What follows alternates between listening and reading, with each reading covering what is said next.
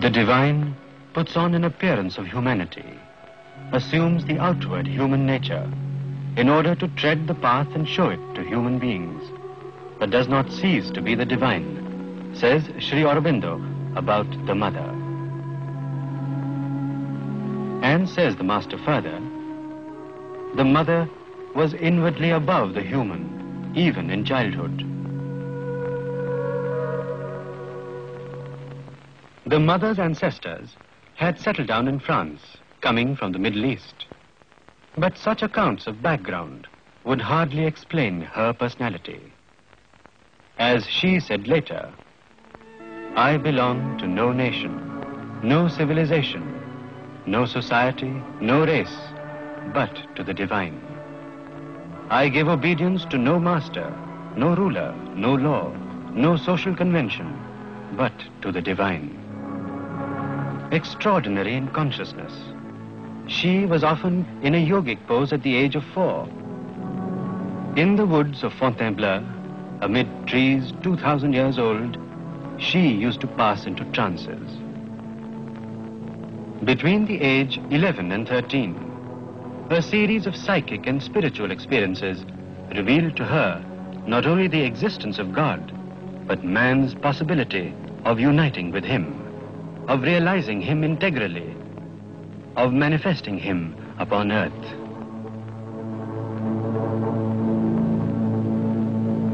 The practical discipline for the fulfillment of such a vision was given to her during her sleep by several teachers, some of whom she met afterwards on the physical plane. One with whom her psychic and spiritual relation became more clear and frequent was called by her as Krishna.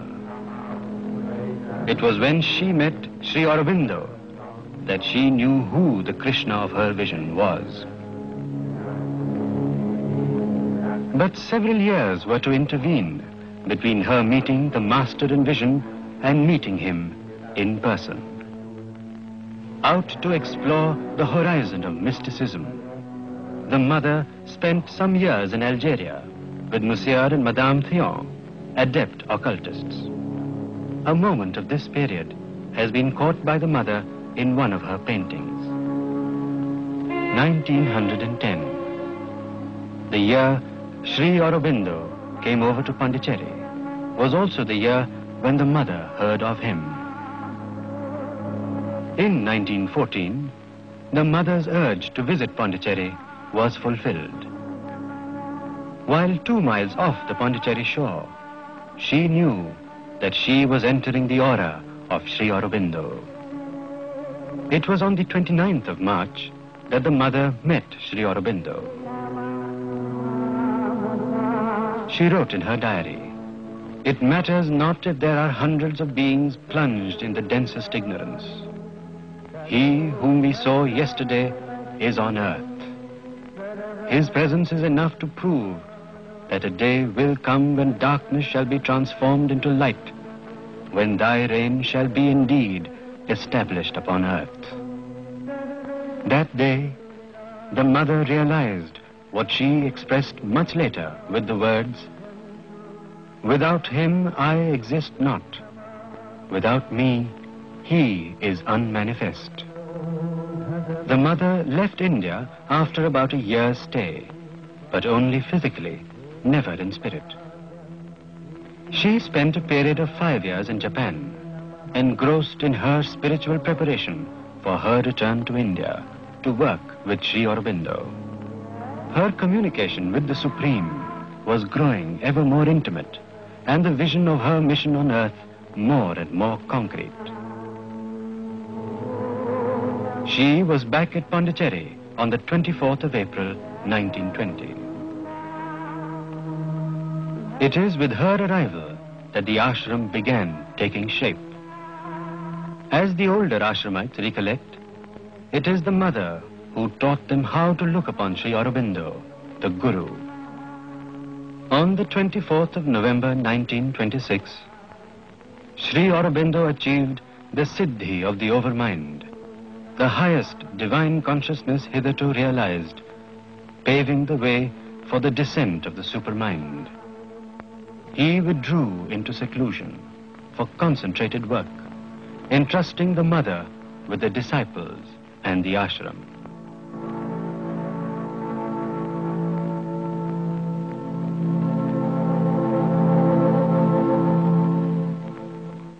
Around the mother gathered children from everywhere. No aspect of the ashram was deprived of her loving touch. The mother launched the sadhaks into the exploration of the sublime, herself watching their every step and stride. The omniscient spiritual guide, she at once took care of the sadhaks much more than a physical mother could.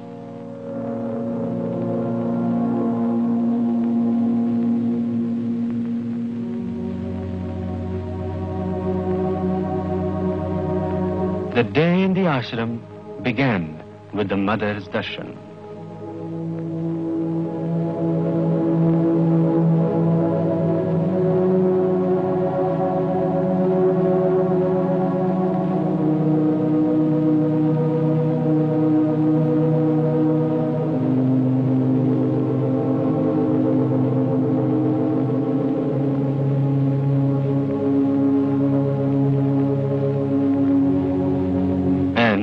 Times a year, Sri Aurobindo and the mother together blessed their disciples and devotees. On the 5th of December 1950, Sri Aurobindo gave up his body.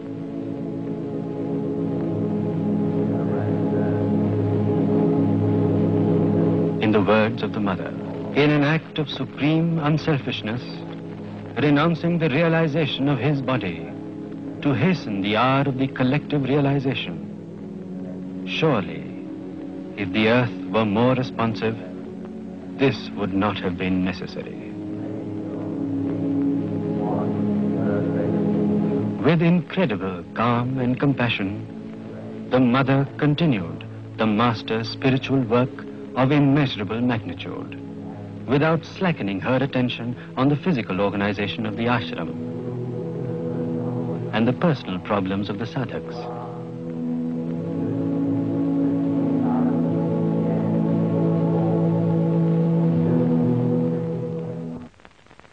Sri Aurobindo's yoga intends to transform man. The body is the base of the being, and hence the mother's emphasis on the proper physical culture.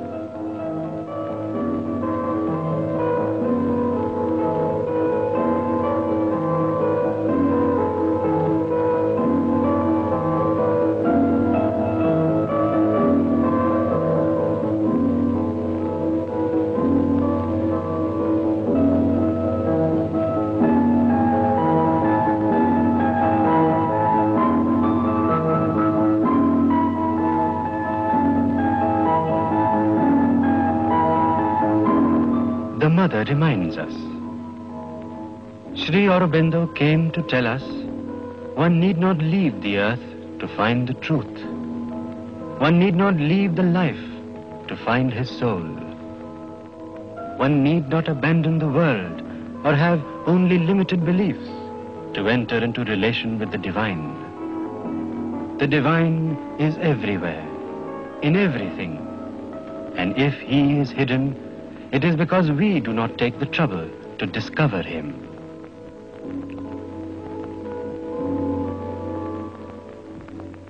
The mother's was a many-splendored life. An accomplished artist, her works remained scattered in several countries. Once, when a disciple insisted that such masterpieces should not be allowed to be lost to time, the mother tenderly disarmed him by whispering, "You know, we live in eternity." Whatever be the perfection achieved at one stage, the mother's was a call for a forward journey to new heights of perfection. She welcomed the new year with her music and message, wishing her children ever new adventures in consciousness.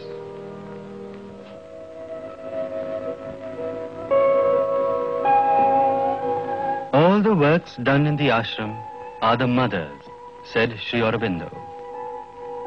To work for the divine is to pray with the body.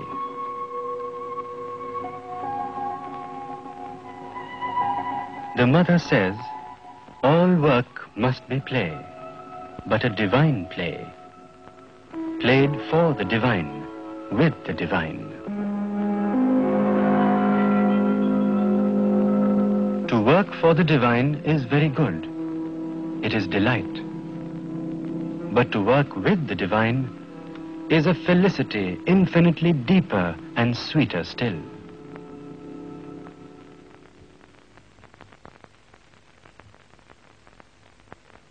A great siddhi in the yoga of Sri Aurobindo came on the 29th of February 1956, when the supramental power manifested itself in the subtle physical atmosphere. Its impact on human life remains a matter of time.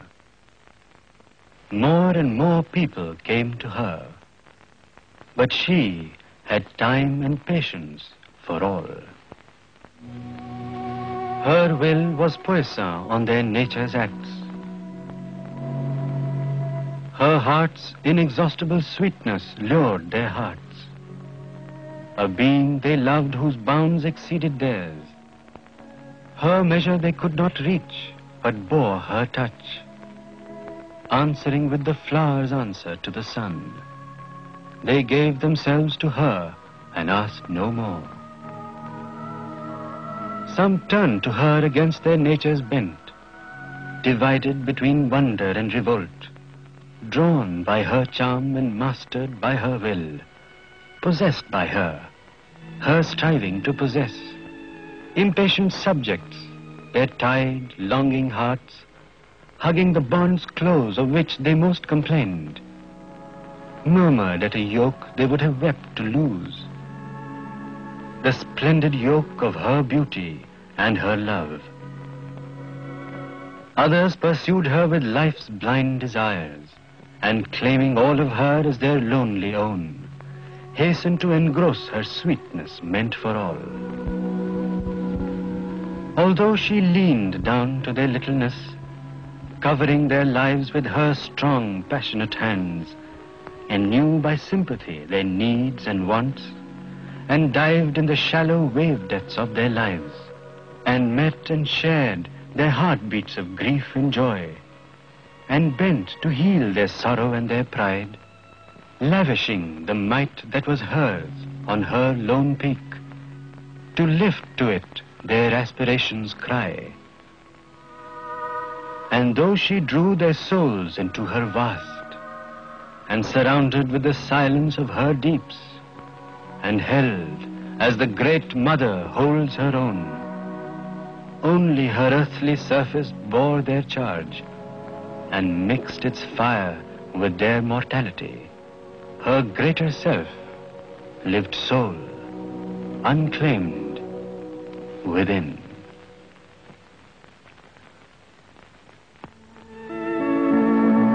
On August 15th, 1972, the world observed the first birth centenary of Sri Aurobindo.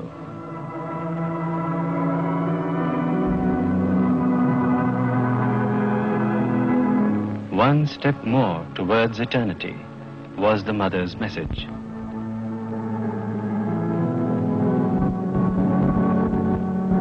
On the eve of the year 1973, the mother gave the hint that it was not unlikely for her to give up the body during the year that was setting in.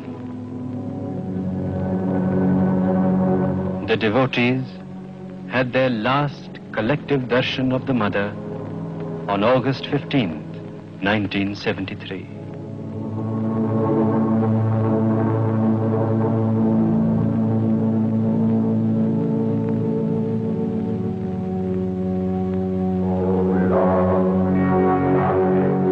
On November 17th, the mother gave up her body.